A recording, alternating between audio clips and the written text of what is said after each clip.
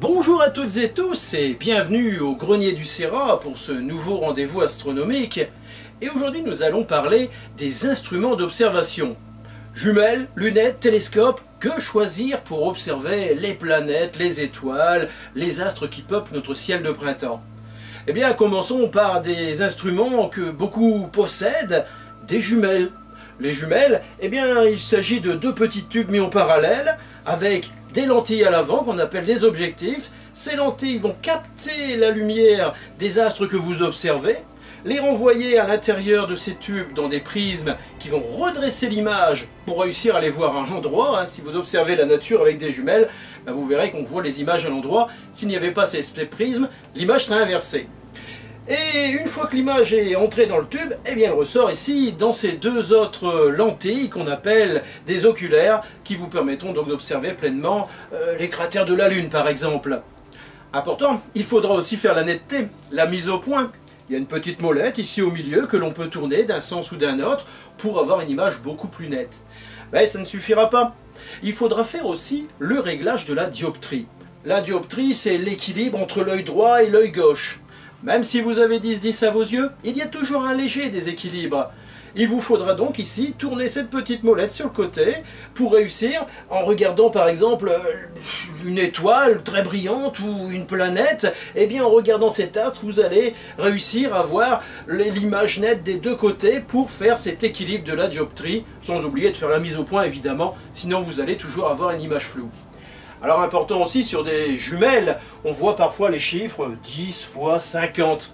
10, ça correspond au grossissement. Cela veut dire que votre jumelle va grossir 10 fois, et 50, eh bien c'est le diamètre de votre objectif, 50 mm. Autre type d'instrument qu'on peut utiliser en astronomie, eh bien les lunettes astronomiques.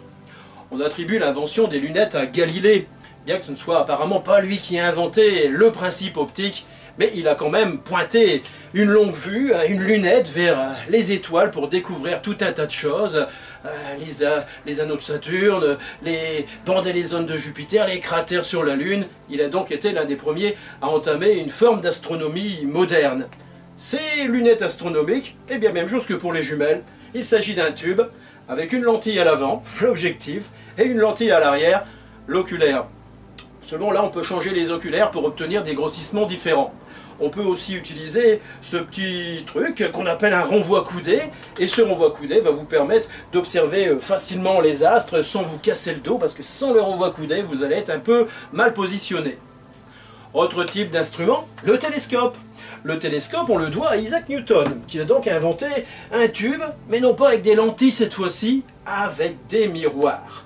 Dans le fond d'un miroir, d'un télescope Newton, il y a donc un miroir creux, concave, qui capte la lumière des astres observés, qui la renvoie vers un deuxième miroir ici incliné, qu'on appelle miroir secondaire ou miroir plan, et qui va donc renvoyer une fois de plus la lumière de l'astre observé vers un oculaire ici. C'est pour ça qu'on observe sur le côté quand on observe dans un télescope Newton, plutôt que d'observer à l'arrière quand il s'agit d'une lunette astronomique.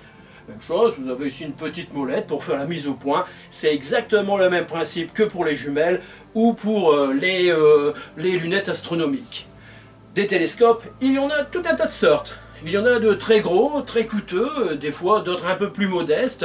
Alors rassurez-vous, sans vous ruiner, aux alentours de 200-250 €, vous pouvez déjà avoir un télescope assez conséquent pour observer plein de choses. Ce télescope, à l'avant, il y a aussi cette espèce de truc, une espèce de croisillon qu'on appelle une araignée. Eh bien, l'araignée, c'est le support, tout bêtement, du miroir secondaire. Sans ce support, eh bien, le miroir secondaire ne pourrait forcément pas tenir et on ne pourrait pas se servir de ce télescope. Alors, vous voyez, on a aussi non seulement différents diamètres, différentes tailles de télescopes, qui peuvent être également sur différentes montures. Bah oui, le télescope, il faut bien qu'il tienne sur une monture. Eh bien, ces montures, elles sont dites soit équatoriales, soit azimutales, selon ce que l'on veut faire avec. Pour les montures équatoriales, on s'en servira plutôt pour l'astrophotographie, ou pour suivre un astre durant une nuit sans devoir le repointer sans arrêt. Mais si vous êtes patient, vous pouvez utiliser une monture azimutale et repointer l'astre que vous observez de temps en temps. Ça vous coûtera donc moins cher aussi, puisque les montures azimutales sont moins chères que les montures équatoriales, en règle générale. Alors il y a aussi un autre type de télescope, le Schmidt-Cassegrain. Et bien là aussi, c'est un miroir, seulement ce miroir il est percé. Parce que le miroir secondaire, il n'est pas incliné, il est mis en parallèle du miroir primaire. Il réfléchit donc la lumière vers l'arrière. Il a donc fallu faire un trou pour faire passer la lumière dans un porte-oculaire qu'on met à l'arrière, ici, un petit peu comme si c'était une lunette astronomique. Alors l'avantage de ces Schmidt-Cassegrain, c'est qu'on arrive à faire des tubes très courts pour une focale très grande. Donc ça, c'est quand même l'un des avantages astronomiques. Que choisir comme télescope ou comme lunette astronomique? Sachez avant toute chose qu'un instrument, c'est un entonnoir à lumière. Plus votre instrument aura un diamètre petit, moins il va capter de lumière. Et moins vous verrez de choses, moins vous verrez de détails. Plus il aura un diamètre conséquent, et bien plus vous aurez de détails, plus vous aurez une définition importante de tout ce que vous allez observer. Donc voilà, il vaut mieux un instrument de gros diamètre si vous voulez observer par exemple le ciel profond, c'est-à-dire les galaxies, les nébuleuses, les amas d'étoiles, qu'ils soient ouverts ou globulaires. Alors ça c'est valable à la campagne. Si vous habitez en pleine ville, je ne vous conseillerais pas d'acheter un télescope de très gros diamètre parce que, en plus de capter la pâle lueur des étoiles et des astres, vous allez aussi capter la pollution lumineuse, ces éclairages urbains qui sont censés n'éclairer que le sol, mais qui éclairent également le ciel, ce qui représente donc un gâchis d'énergie, d'argent public, et ce qui nous empêche donc d'observer les étoiles. Alors si vous êtes en ville, ne vous inquiétez pas, vous pouvez quand même faire un petit peu d'astronomie. Vous pouvez opter pour un instrument plus modeste, de diamètre moins conséquent, pour observer les planètes, la planète aux anneaux, Saturne. Quelle merveille de voir ces anneaux de Saturne. Imaginez, cette petite lunette, je l'ai depuis l'âge de mes 15 ans environ. Eh bien, c'est avec cette toute petite lunette que j'ai vu là, pour la première fois de ma vie les anneaux de Saturne ou les cratères de la Lune. Pas la peine de se ruiner, pas la peine d'avoir un instrument encombrant, ça passe dans un sac à dos, donc on peut faire de l'astronomie même en restant chez soi, sans forcément avoir des instruments de très très grosse taille. Les oculaires, j'en parle depuis tout à l'heure, vous voyez les petites lentilles qu'on met à l'arrière des instruments, ou sur le côté quand il s'agit d'un télescope Newton.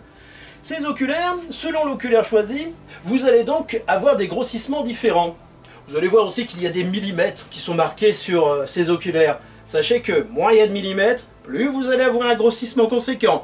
Je ne vais pas rentrer dans les détails aujourd'hui, je ne vais pas vous faire un cours sur l'optique, mais je vous expliquerai prochainement pourquoi moins de millimètres permet d'avoir des grossissements plus gros.